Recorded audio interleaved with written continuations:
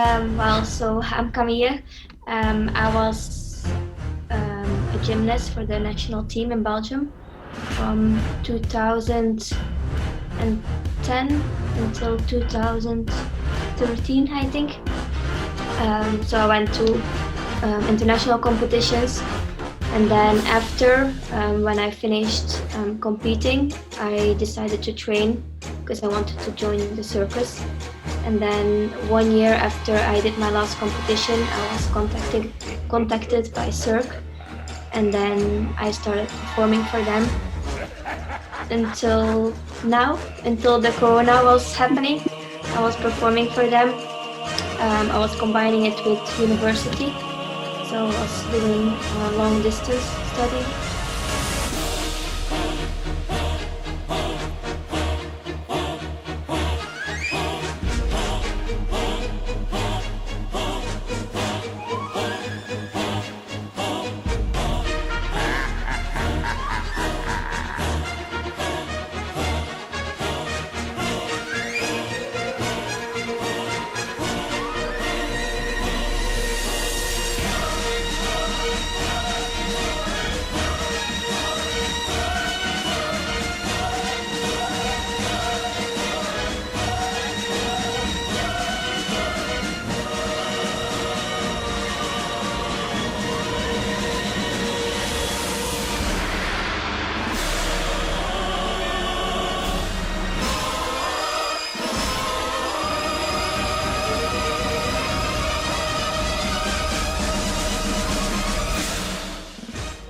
Hi, I'm Lenny. I am going to do A1116 in mixed pair, and I'm coming from Belgium.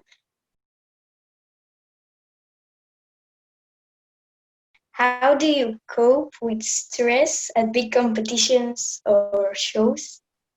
On competitions, I usually had my, how you call it, like rituals. I always try to do the same things, like in the same order, kind of. It made me feel more calm, because if I would like not do it, sometimes I would stress out a little bit. I would also, before a big competition, I would read a book or like watch a movie when we were staying in the hotel, just to calm myself down a little bit. Um, Wearing the same socks on the competition, and then I always had to, I don't know how to say it in English, this candies, Dextro Energy. I always had one before the warm-up, and then we would warm up, we would put how you call it, the glue on our leotards. I would take another one, like always same, so I always had to make sure I had them with me. I used the same hair elastics for every competition, the same hair clips, yeah, like things like that. I had the same breakfast. Yeah, it's like, it was like stupid things like that probably they didn't help, but it made me feel comfortable. So yeah, that was pretty much it. Like, it really depended from competition to competition. Some competition I was more nervous. I tried to listen to music, call my mom. That also helped me sometimes. Yeah, that was pretty much it. And um, during shows, my stress level was much lower. Like in the beginning, like the first few shows I did, of course I was nervous. But it's very different than when you were competing, because if you make a mistake, then you have another show the same day, and it's not like you have one chance to do your routine and that's it. So it was pretty, I don't know, pretty relaxed during the shows. Like, we were making jokes sometimes, like 1 minute before we would go on stage, and usually that helped me just to not think too much about what I was doing, just to have fun.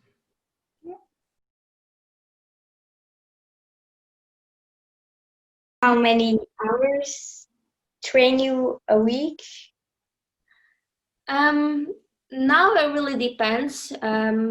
4 or 5 hours a day, but some days I just don't train. It's really like I can choose my own schedule now.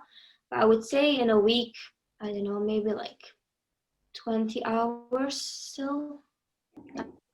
I recently started learning a bit of teeterboard. It's like this, I don't know if you guys know it. It's like a circus discipline. It's like this big board, like yeah, and then you jump, like one jumps on the other side, so you like just jump. Um, I started learning a bit of that. Um, so it really depends. When I'm in a show, we usually have like scheduled trainings, like you have to be there, and then the other trainings you can choose yourself. But I like to train a lot because I just enjoy it. Why did you start doing acro? I started gymnastics because my best friend was doing it, and she just asked me if I wanted to come with her once. And I asked my mom, and she was very happy because I was very active as a child. So she was like, "Okay, just go." And then I don't know, I started doing it like just normal gymnastics. I think for 1 or 2 years. But my mom told me I walked into the gym and immediately I said this is what I want to do, and I just pointed at the acrobats, like acrobatic gymnastics. So yeah, that's pretty much how I started, like just because my best friend was doing it. And in which club did you start? Sportak Dance. Yeah. Yeah, because it's like 10 minutes from my home. So. And how did you enter the circus? When I was still like training, like competing, I was 16, and Sergey, my coach, he had some contacts with Cirque, and then one day there was like a guy coming to our gym for like an auditioning, and we all had to participate. But in the first place, I didn't want to do it because I told my mom, I was like, I don't want to go because we had to come on a Saturday, like a whole day of auditioning. I was like, I don't want to do it. I don't want to do it, but I had to do it. So then we did the auditioning, and then I think after we was like in kind of like a database, so they like keep you in an online, I don't know, in an online program. And then I just continued training. But then when I finished competing, I asked Sergey if I could still continue training in the gym. And I told them that I wanted to try get into Cirque or something. So I sent Cirque some videos. I made contacted my coach because they needed someone, and they asked him, I guess, if they had a flyer, and then he gave them my name. So it's like, I think I was lucky because Sergey knew people in Cirque. It kind of helped, I think. And what was your relation with Sergey as your coach? I mean, Well, obviously, when I was competing, he was very strict, and I was sometimes like a bit scared of him.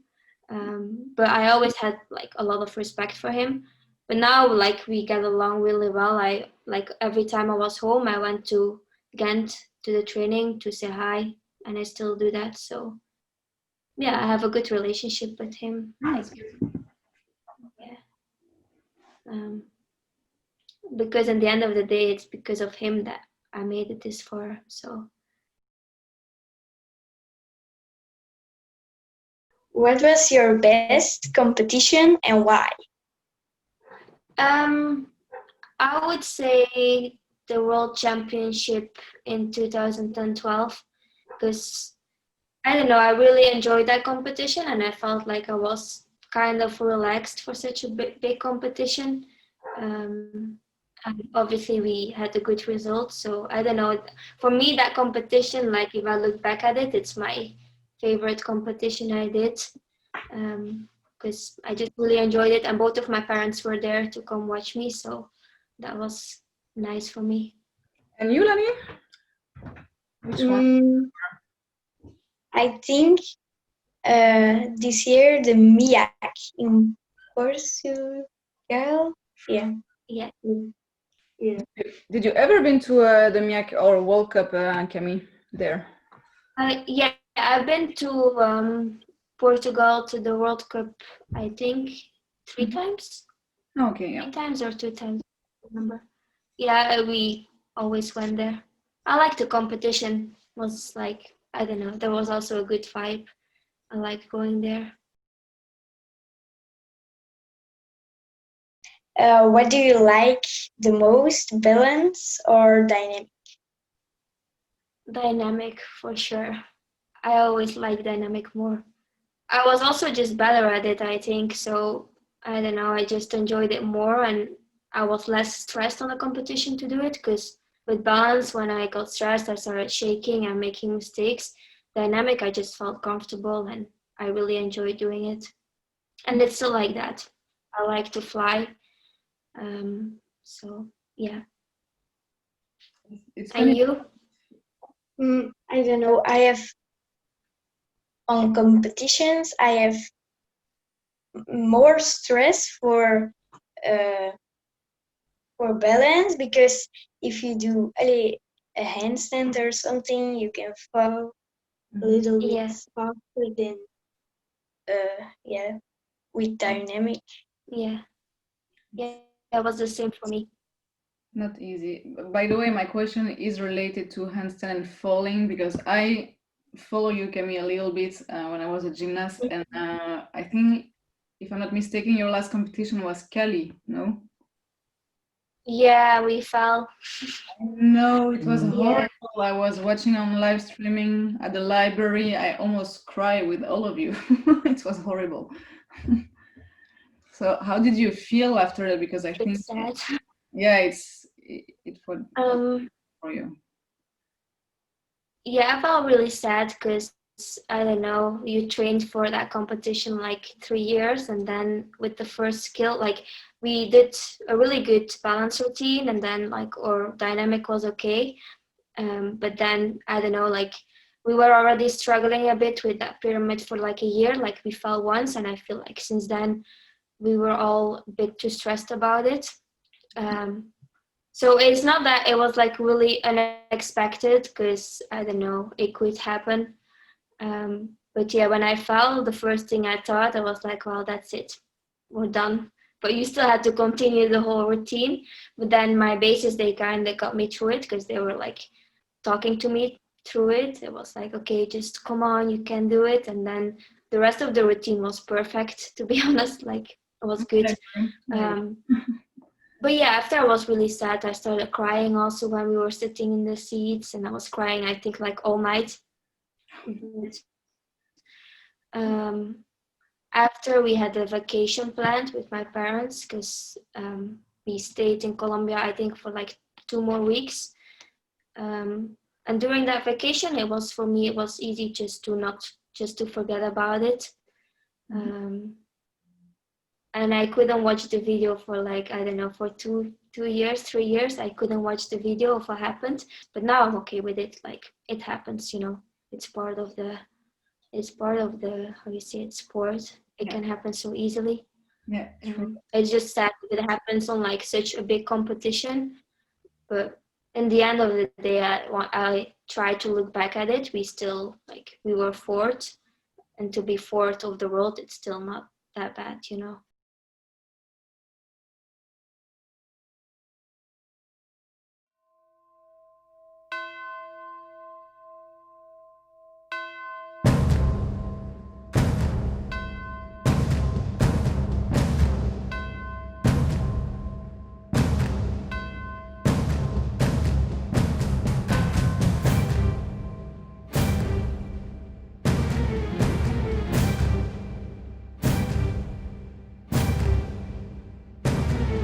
Just work hard, like always. Like even on the days sometimes you don't feel like training, just still train because it's on those days that you know you become better.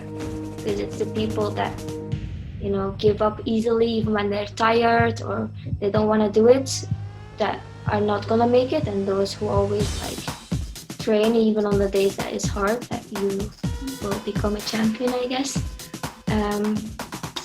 And yeah, just try to, even on the hard days, have fun with it because it really helps to just enjoy what you're doing, be surrounded by good friends, yeah, and communicate with your coaches, your partners.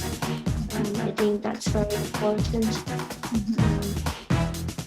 That's it, and always believe in yourself. Like if you want something and you work really hard for it, I think you can achieve way more than you think you can. Like, I think it's good to dream a little bit bigger. Like, if your dream seems impossible, I think that's a good dream, because then you will have the motivation to work.